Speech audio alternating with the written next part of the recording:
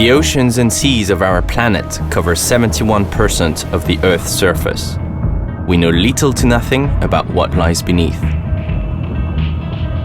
This is why I have created, in 2013, the OCEAN71 digital magazine. We aim to combine exploration and investigation with digital technology to bring our subscribers tales from beneath the surface. To achieve this, we have converted a 12-meter yacht to a floating newsroom equipped with all the modcons to work in a digital era. OCEAN71 is made up of a team of journalists, sailors, divers and specialists. Our mission is to go where few have gone before and to return with unique images and information.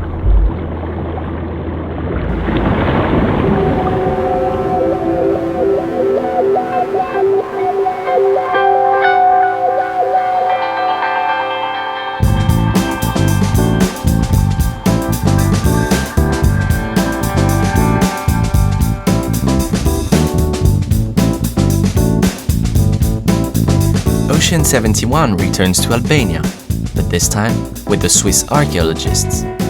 A few weeks after our meeting in Geneva, Jonata Consagra told us that he had been granted a 3-year permit for an archaeological dig at the ancient Oricum site. His team was to be among the first, and we were to be their only guests. Before the archaeologists started to work, they wanted to study every aspect of the historic site and brought in a team of scientists to assist in taking and reading samples. OCEAN71 brought maritime expertise to the expedition. Archaeologists, geologists, paleoanthropologists, sailors and divers were on hand for the dig. As strange as it may sound in the 21st century, we know very little about the ancient city that played such a huge role in Julius Caesar's rise. Oricum has been frozen in time, kept safe by the military base that enclosed it, and forgotten. Its secrets have lain undiscovered for years.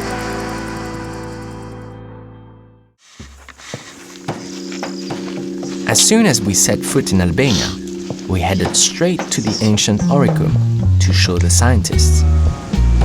Unlike other Mediterranean archaeological sites, Oricum is more than a few scattered ruins.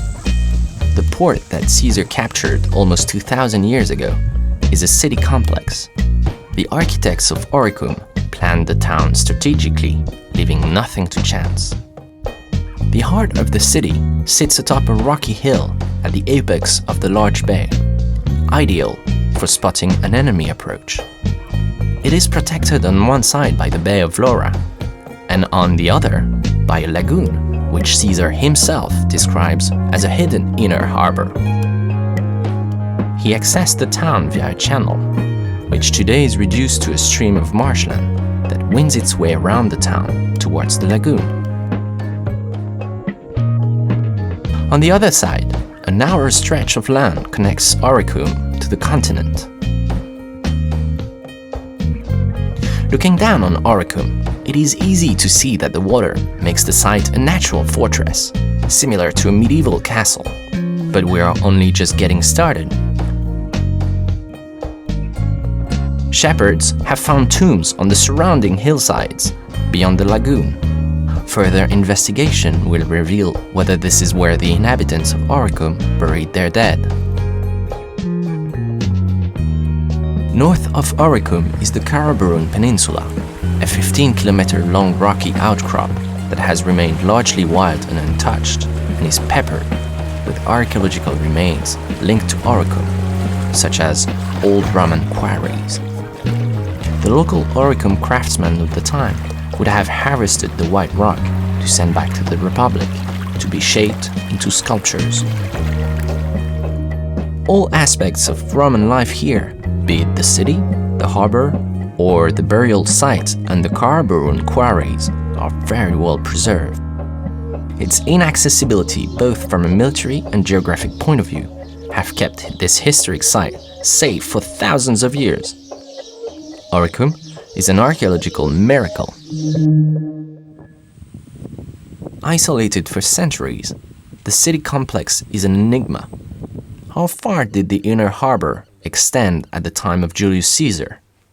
The current 2 square kilometer lagoon seems to have evolved over time. After all, it is this hidden harbor that makes Oricum such a strategic city. It is very protected and close to the forest, with its source of wood and bitumen. All these elements point to it being the ideal location for a shipyard. But that is yet to be proved. First, we need to establish the lagoon's development, its shape, which is dictated by the sandbank, and the width and depth of the channel that the boats must have come up.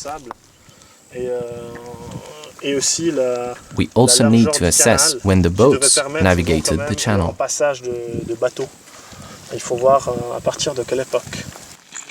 Today, the narrow strip of land is split in two by a channel, giving local fishermen direct access to open water. It allows them to trap fish using an ingenious system of mobile barriers. One of the lines of thought is that this opening caused the ancient channel to dry out. But the scientists want proof. Jean-Luc Loiseau, sedimentology professor, sets about investigating the changes that this body of water has undergone over the millennia by taking geological samples. Ce qui se passe ici, c'est que ça a aussi été très anthropisé. This area has been altered by man. At first glance, it appears natural. Qui a comblé cette partie, ce canal qu'il y avait avant qui reliait justement. But man had a hand in creating the channel that connects the lagoon to the sea, and after that, nature took over and created this wetland. Créer cette zone humide qui a l'air assez intacte, mais probablement en partie créée par l'homme. It is very interesting, but to understand the full picture, we must analyze the lagoon sediment.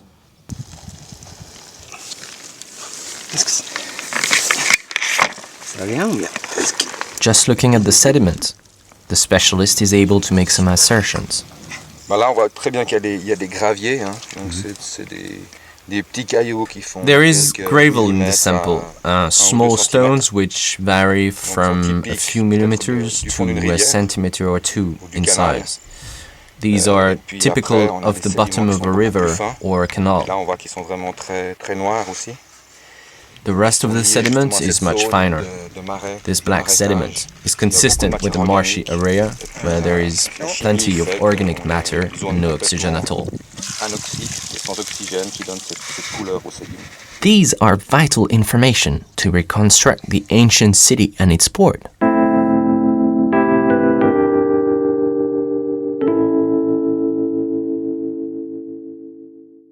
To assist the archaeologists, we brought along our portable sonar that we use on the expedition yacht. We use it to read the depth and shape of what lies under the surface. There is no map that charts the topography beneath the surface. This will help the scientists with their research. We will be able to give them a rough drawing of the seabed. It takes several days to chart the first half of the lagoon, which stretches over almost 2 square kilometers. Of course, we start work closest to the city.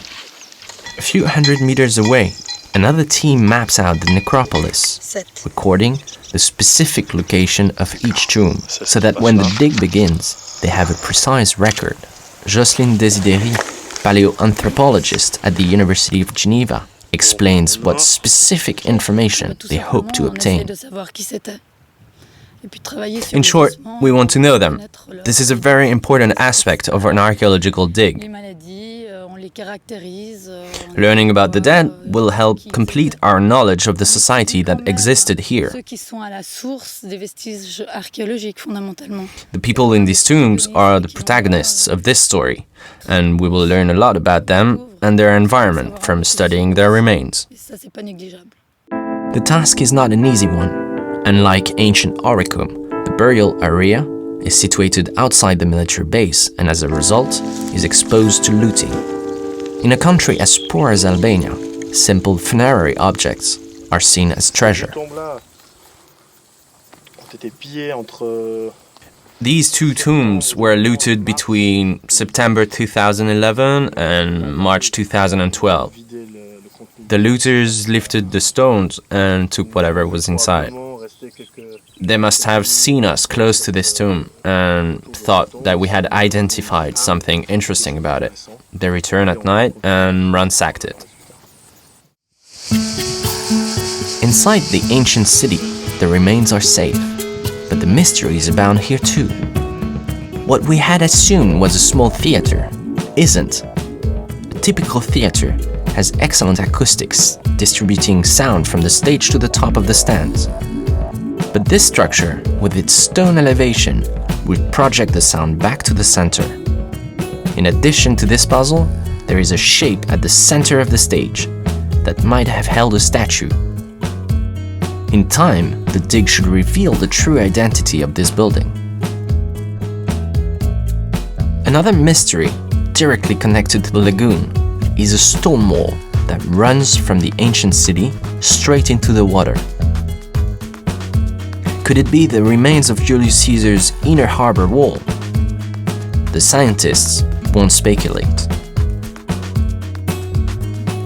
When the archaeologists first arrived in 2008, they demarked parts of the area in preparation for the dig, and in doing so, cleared a patch of vegetation that was hiding a section of the ancient city fortifications. Clearing this area further will be key to determining the direction of the wall and where the city gates would have been. At the top of the city, the archaeologists made another fascinating find. They uncovered massive cut stones and part of a lavish terracotta paving. Combined, these elements indicate that a building of great significance sat overlooking Oricum. Despite a number of exciting finds, I can sense that Giunata Consagra is worried. Up until now, the Pasha-Liman military zone has protected the archaeological remains. But he knows that in Albania, things can change overnight. Thanks to the military zone, it is the last protected area of the region. The whole Karaburun Peninsula is well preserved. But the day the soldiers give access to the public, it will be a disaster. Tourism, buildings, and pollution will destroy everything. Another worrying rumor is circulating in the region. There is a plan to install a series of wind turbines along the heights of Karaburun. And could the military be pulling back their boundaries? Local developers would build hotels, restaurants, and shops closer to the ancient city of Oricum. For the archaeologists investigating Oricum, it is a race against time. They need to complete the dig before the site is made public. It could be the last chance to uncover traces of Julius Caesar's passage in the city of Oricum.